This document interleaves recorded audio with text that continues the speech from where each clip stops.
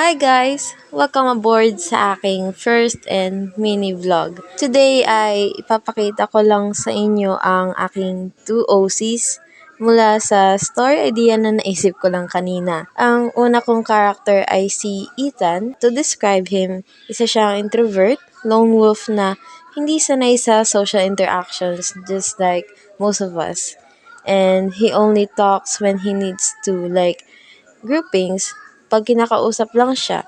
And hindi naman siya completely mute gaya ni Komi-san or ni Isha.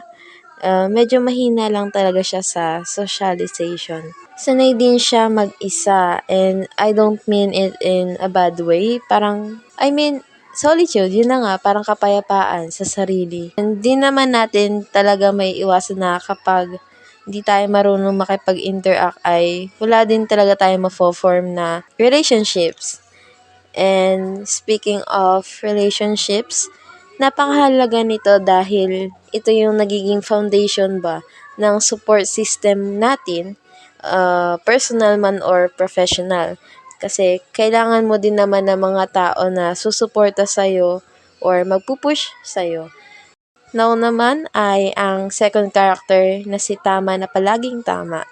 Joke lang. Complete opposite siya ni Ethan na super outgoing, extrovert na mga extrovert. And if si Ethan ay isang lone wolf, si Tama naman ay isang social butterfly. Marami din siyang networks, especially online since madalas siya sa Discord at sa YouTube. Di ko pa sure kung gagawin ko siyang streamer kasi di ko alam ang buhay streamer. And dahil malawak ang network niya, kung may kailangan siya, marami siyang malalapitan agad. And yung networks kasi, think of it as your social capital. The more people you know, the more access you have sa opportunities, sa information, and sa resources din. Okay, so how nag-meet itong dalawa? Parang kailangan nila gumawa ng isang school project na by twos. Di ba nag-meet sila? And bilang extrovert, si Tama yung nag-lead ng buong conversation. So, habang nag-uusap sila, parang they found out na parehas sila may passion sa music. And yun yung napili nilang gawin para dun sa school project nila na hindi ko pa alam.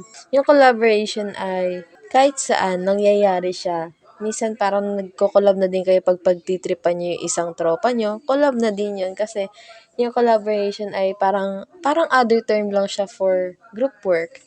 And napakahalaga niya kasi teamwork, 'di ba sabi nga teamwork makes the dream work.